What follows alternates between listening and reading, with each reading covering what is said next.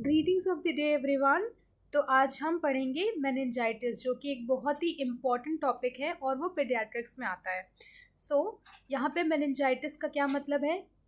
पहले तो मेनिंजिस क्या होती है? These are the layers. ये लेयर्स होती हैं हमारी ब्रेन की और स्पाइनल कॉर्ड की। तो फिर जब कोई भी इन्फेक्शन हो जाता है हमारी ब्रेन की लेयर्स में तो मेनिंजाइटिस हो जाता है।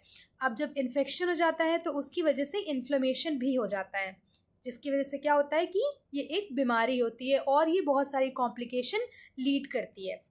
ओके, तो हम आपको तो पता ही होगा कि मेनिंजिस कौन कौन सी लेयर है। हमारी जो ड्यूरा मैटर, अराकिनॉइड, पाया मैटर, ये सारी लेयर्स होती है ब्रेन की, जिसे हम मेनिंजिस कहते हैं।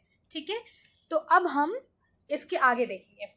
ये आप डेफिनेशन नोट कर सकते हैं। Meningitis, it is the inflammation of the brain membrane surrounding the brain and spinal cord including the dura mater, arachnoid and pia matter.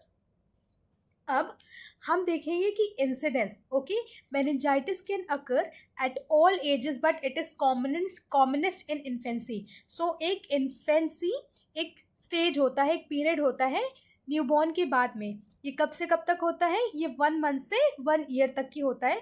तो यहाँ पे 95% of cases are being found between 1 month to 5 years of age. Okay, and it is more common in males than the females. तो जब हम comparison करेंगे mails और females का, तो हम देखेंगे कि हमें मेल्स में मेनिंजाइटिस है जो वो ज़्यादा देखने को मिल रही है। फिर उसके बाद हमें क्या देखना है कि ट्रांसमिशन, मतलब कि ये एक इंसान से दूसरे इंसान में कैसे ट्रांसमिट हो जाती है। How it is being transmitted from one person to another person.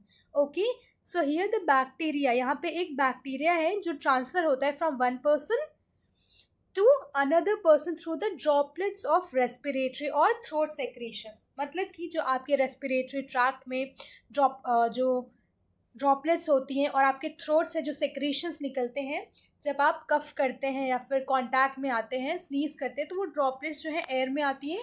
और अगर आपके पास कोई भी अनदर पर्सन है, then that person will be getting that particular infection. Okay, that is meningitis. फिर क्लोज एंड प्रोलॉन्ग कॉन्टैक्ट, अगर कोई भी इंसान आपके साथ बहुत ही लंबे टाइम तक टाइम स्पेंड कर रहा है, then what will happen? You will also be getting the infection. Example, sneezing, coughing on someone. मतलब कि जब इन्फेक्शन होता है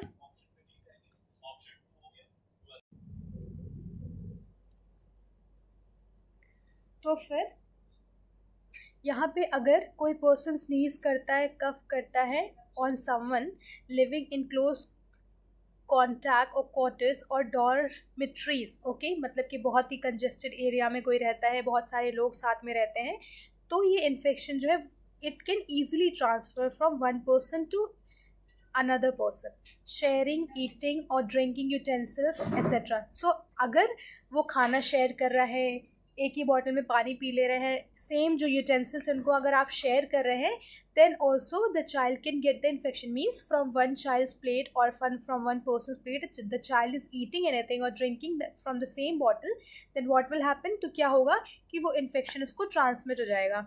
तो अब यहाँ पे हम इंक्यूबेशन पीरियड देखेंगे। यहाँ पे इंक्यूबेशन पीरियड जो होता है वो 2 से 10 दिन तक रहता है। इंक्यूबेशन पीरियड हमारा वो पीरियड होता है जब इन्फेक्शन एंटर हुआ है बॉडी में, till the signs and symptoms are resulting. Okay, when these clinical manifestations you will see in a child, so this is incubation period, जो कि 2 से 10 दिन का होता है। ओके, तो अब हम देखेंगे what are the routes of infection. तो यहाँ पे कौन कौन से रूट्स हैं जहाँ से ये इन्फेक्शन ट्रांसफर होता है, मतलब कि वो पर्सन के अंदर जाता है। The first one is nasopharynx. Okay, मतलब कि नेजल पैसेज के through that infection, means droplets can be inhaled. वो ड्रॉपलेट्स जो है उनको पर्सन जो चाइल्ड है वो इनहेल कर सकता है इन्फेक्टेड ड्रॉपलेट्स को। फिर ब्लड स्ट्रीम। अब ब्लड स्ट्रीम में कैसे? इफ़ एनी पार्ट, मतलब कि अगर कोई भी चाइल्ड है उसका कोई स्किन कट, उस पर कट लगा हुआ है, तो वो अगर एक्सपोज हो जाएगा या फिर इन्फेक्टेड ब्लड से या फिर इन्फेक्टेड ड्रॉपलेट से, तो भी वो मेनिंजाइटिस चाइल्ड को हो सकती है। Then direct spread, skull fracture, meningo and encephalocele. तो अगर स्कल फ्रैक्चर होता है, ठीक है, और अगर मतलब कि इन्फेक्शन हो जाता है स्कल फ्रैक्चर में, then what will happen? It will lead to meningitis and meningoencephaloceles. Encephaloceles एक दूसरी कंडीशन होती है जिसमें कि क्या होता है, that we will be seeing in the another topic. Okay, then middle ear infection. तो मिडिल ईयर इन्फेक्शन में, अगर मिडिल ईयर में इन्फेक्शन है तो वो infection that will be reaching to your brain, means तब वो मेनिंजस पे चला जाएगा and your meninges will be infected. Then infected ventriculoperitoneal shunt. तो ये इन्फेक्टेड वेंट्रिकुलोपेरिटोनियल शंट्स क्या होते हैं, ये हमारा प्रोसीजर होता है एक, that we are performing so that we can drain out the cerebrospinal fluid through the from the ventricles of the brain to the peritoneal cavity, और फिर हम पेरिटोनियल कैविटी से उसको बाहर निकाल दें. इस वजह से हम ये प्रोसीजर करते हैं. पर अगर उस प्रोसीजर को करने के टाइम पे कोई भी इन्फेक्शन हो जाता है, उस टाइम पे अगर हम एसेप्टिक टेक्निक नहीं मेंटेन करते हैं तो that also can lead to meningitis. फिर आता है कंजेनाइटल डिफेक्ट्स. ओके, जैसे कि बहुत सारे इनबॉर्न डिफेक्ट्स होते हैं चिल्ड्रन में, तो उस टाइम पे चाइल्ड क्या होता है, उसकी जो इम्यूनिटी होती है वो कॉम्प्रोमाइज़ हो जाती है. जब इम्यूनिटी उसकी अच्छी नहीं होती है तो उसके कोई भी इन्फेक्शन बहुत ही ईजिली अंदर वो कैरी कर लेता है, that child can be infected very easily. तो इसकी वजह से कोई भी इन्फेक्शन जो बॉडी में होता है और अगर वो ब्रेन तक चला जाता है तो मेनिंजाइटिस हो जाता है. फिर जो साइनोसाइटिस होता है, अगर साइनसिस में इन्फेक्शन है, साइनोसाइटिस मीन्स इन्फेक्शन और the inflammation of sinuses. If this infection is reaching to your brain from the sinuses then also it is going to lead the meningitis. Okay, now we are going to see the sign and symptoms. तो यहाँ पे जो sign and symptoms होते हैं meningitis पे, they vary, ये vary करते हैं और ये डिपेंड करते हैं on the age of the child, मतलब कि चाइल्ड की क्या एज है, and cause of the infection, क्या पर्टिकुलर कॉज रहा है इन्फेक्शन का, और वो चाइल्ड कितना छोटा है या कितना बड़ा है.